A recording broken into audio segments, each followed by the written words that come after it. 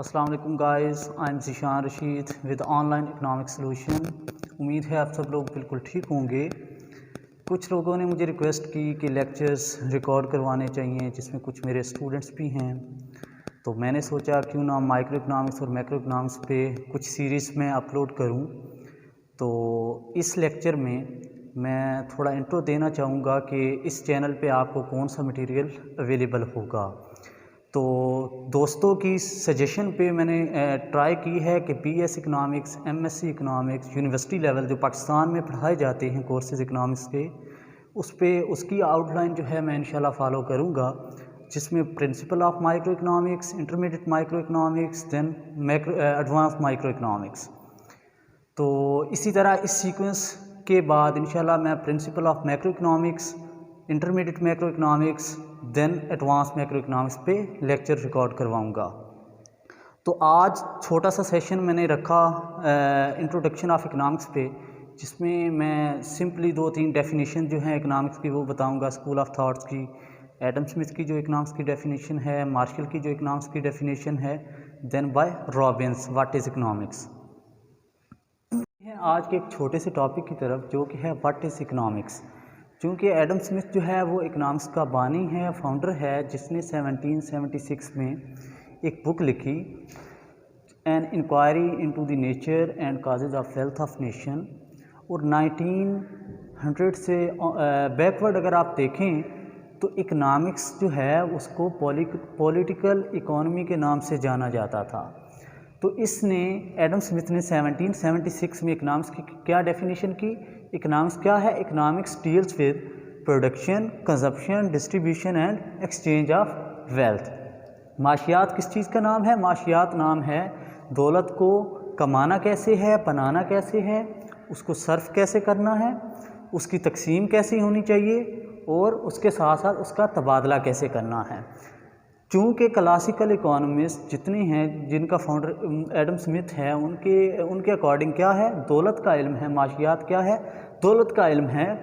तो उनके जो अपोनेंट थे, उनके जो मुखालिफ इकोनॉमिस्ट आए, उनमें किस किस का नाम है? कार्लाइल का है, रस्किन का है, जिन्होंने उनकी इस डेफिनेशन को देखते हुए इकनॉमिक्स को मायूसी और शैतानी इल्म करार दिया। क्यों? क्योंकि ये दौलत के साथ डील करती है, और दौलत के साथ जब डील करती है तो इसमें एडम स्मिथ की डेफिनेशन के मुताबिक ये नहीं बताया गया दौलत अच्छाई से आपने कमानी है, बुराई करके कमानी है, किस तरीके से आपने कमानी है। इन शॉर्ट उसने जस्ट दौलत पे फोकस किया, वेल्थ पे फोकस किया। उसका ये कंसर्न नहीं था कि दौलत को आपने कमाना कैसे है, अच्छे ज़राए से या बुरे ज़राए से।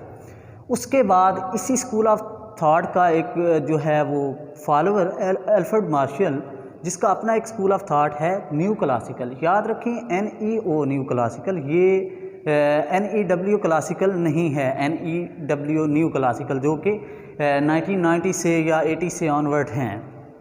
तो इसके मुताबिक अल्फ्रेड मार्शल ने एडम स्मिथ की डेफिनेशन को क्रिटिसाइज़ किया, कहा कि नो डाउट ये वेल्थ के साथ तो डील करती है, दौलत का इल्म तो है, लेकिन मोस्ट इम्पॉर्टेंटली ये किसके साथ डील करती है?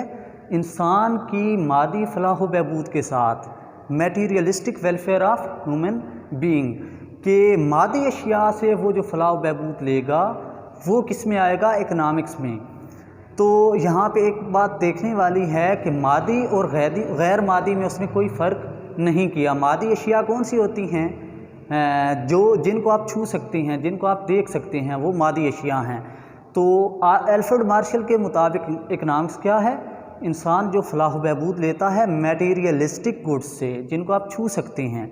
उसने नॉन मैटीरियलिस्टिक गुड्स की बात नहीं की, लाइक टीचिंग करना, लाइक डॉक्टर जो चेकअप करते हैं, इंजीनियर्स जो सर्विसेज देते हैं।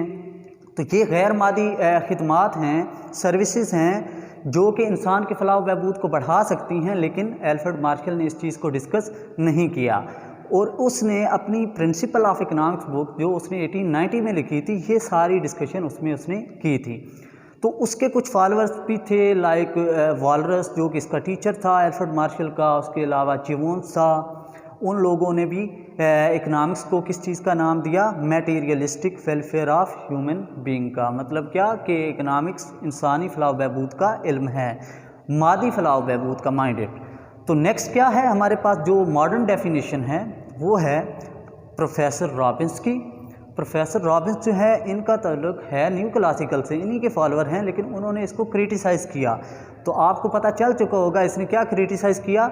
इसने कहा कि economics deals with scarcity of resources, कि इंसान को ख्वाहिशात पूरी करने के लिए उसके पास जो वसाइल हैं, जो रिसोर्सेज हैं विशेष को पूरा करने के लिए, वो बहुत कम हैं, जबकि इंसान की ख्वाहिशात क्या हैं, लातादाद हैं, अनलिमिटेड हैं। तो उन अनलिमिटेड वांट्स को पूरा करने के लिए अगर आप स्केर्स रिसोर्सेज को अच्छी तरह यूटिलाइज़ कर लेते हैं और ज़्यादा से ज़्यादा अपनी ख्वाहिशात पूरी कर सकते हैं, तो इस चीज़ का नाम क्या है, इकनॉमिक्स है, जो कि रॉबिन्स ने कहा। तो माइंडेड यहाँ पे वांट्स जो हैं वो मादी भी हो सकती हैं और गैर मादी भी, मटीरियलिस्टिक भी और नॉन मटीरियलिस्टिक। इंसान की ख्वाहिश है मैं टीचर बनना चाहता हूँ, खिदमत देना चाहता हूँ, सर्विसेज देना चाहता हूँ, ये उसकी गैर मादी क्या है, ख्वाहिश है। और इसके अलावा मैं बाइक लेना चाहता हूँ, गाड़ी लेना चाहता हूँ, ये ख्वाहिशात कौन सी हैं, आपकी मादी हैं। ठीक है, तो इसने जो क्रिटिसाइज़ किया वो मादी और गैर मादी के लिहाज से किया कि economics deals with materialistic non materialistic wants, जो कि आपके अनलिमिटेड हैं और आप उसको स्क्योर्स रिसोर्सेज से पूरा करते हैं। स्क्योर्सिटी क्या होती है, इकनॉमिक्स में हम स्क्योर्सिटी कहते हैं किसी चीज़ की अगर डिमांड ज़्यादा हो जाए उसकी सप्लाई से, तो हम कह सकते हैं कि क्या है, वो चीज़ स्केर्स है, पैसा स्केर्स है, क्योंकि हम जितनी डिमांड करना चाहते हैं उसकी सप्लाई उससे कम है। इसी तरह मार्केट में भी स्केर्सिटी किसी चीज़ की कब होती है, जब उसकी डिमांड सप्लाई की निस्बत ज़्यादा होती है। नेक्स्ट है हमारे पास difference between economic definitions by Robbins and Alfred Marshall. हम देखेंगे कि मार्शल और रॉबिन्स की डेफिनेशन में डिफरेंस क्या है। फर्स्ट डिफरेंस है हमारे पास इकनॉमिक प्रॉब्लम, जिसको हम माशी मसला कहते हैं। तो मार्शल के मुताबिक माशी मसला, इकनॉमिक प्रॉब्लम कब होती है, जब आपकी मटीरियलिस्टिक वेलफेयर नहीं हो रही, इंसान की मादी फलाह बहबूद ना हो रही हो, तो उसको आप क्या कहते हो कि उस डेफिनेशन के मुताबिक, मार्शल की डेफिनेशन के मुताबिक क्या हुआ है, इकनॉमिक प्रॉब्लम क्रिएट हो चुकी है।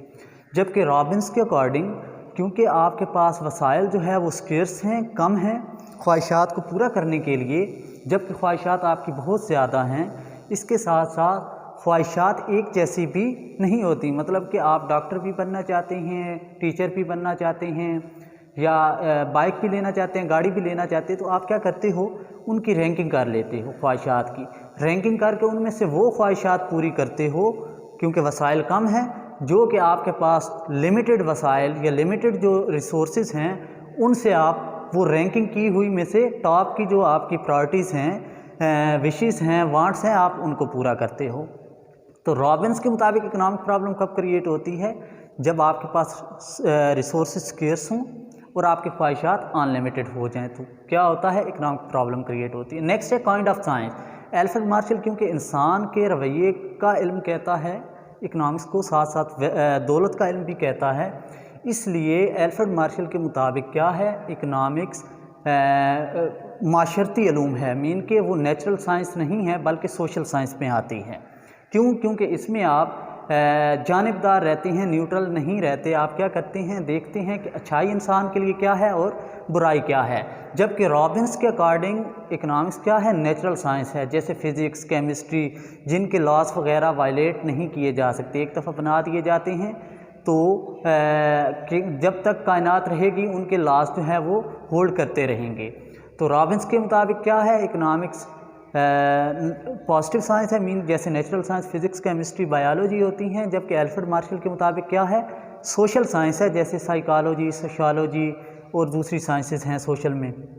थर्ड डिफरेंस क्या हमारे पास, मटेरियलिस्टिक वर्सेस नॉन मटेरियलिस्टिक, जो आपको पहले बता चुका हूँ कि एल्फ्रेड मार्शल किसकी बात करता है, सिर्फ मटेरियलिस्टिक, कि उन चीज़ों से फलाह बहबूद लेना जिनको आप छू सकते हैं, जिनको आप हाथ लगा सकते हैं, जबकि ये कहता है मटेरियलिस्टिक प्लस नॉन मटेरियलिस्टिक, दोनों से जो आपकी ख्वाहिशात पूरी होंगी रिसोर्सेज को यूज़ करते हुए, तो उसको हम क्या कहते हैं, इकनॉमिक्स, इसके अकॉर्डिंग। जबकि neutral versus non neutral, Robins के मुताबिक मैंने बताया आपको ये, क्योंकि इकनॉमिक्स को साइंस का नाम देता है, तो साइंस में हम फैक्ट्स जो काज इफ़ेक्ट होते हैं उनको एज इट इज़ देखते हैं कि जैसे न्यूटन लॉ है, every action has a reaction, कि जब आप बाल को ऊपर फेंकेंगे बाल नीचे आएगी, तो यकीनन इसमें आप ये नहीं कहेंगे कि बॉल किसी को लगेगी, किसी का नुकसान होगा, किसी का फ़ायदा होगा। तो ये न्यूट्रल है रॉबिन्स। क्यों? क्योंकि इसने इकनॉमिक्स को साइंस का नाम दिया। तो ये एज इट इज़ जो चीज़ें हैं उनको गैर जानिबदार तौर पर देखता है, जबकि एल्फ्रेड मार्शल जो है वो क्या है, वो नॉन न्यूट्रल है। वो अच्छाई और बुराई के बारे में कहता है कि ये चीज़ इंसान के लिए अच्छी है, ये चीज़ बुरी है। नो डाउट वो भी एक सब्जेक्ट मैटर है कि किसी इंसान के लिए एक चीज़ अच्छी होती है, दूसरे के लिए बुरी होती है, लेकिन ये न्यूट्रल रहता है रॉबिन्स कॉज एंड इफ़ेक्ट में, जबकि मार्शल जो है वो न्यूट्रल नहीं रहता। वो क्या करता है, अच्छाई या बुराई में फ़र्क करता है। लास्ट पे फिफ्थ मेजरमेंट।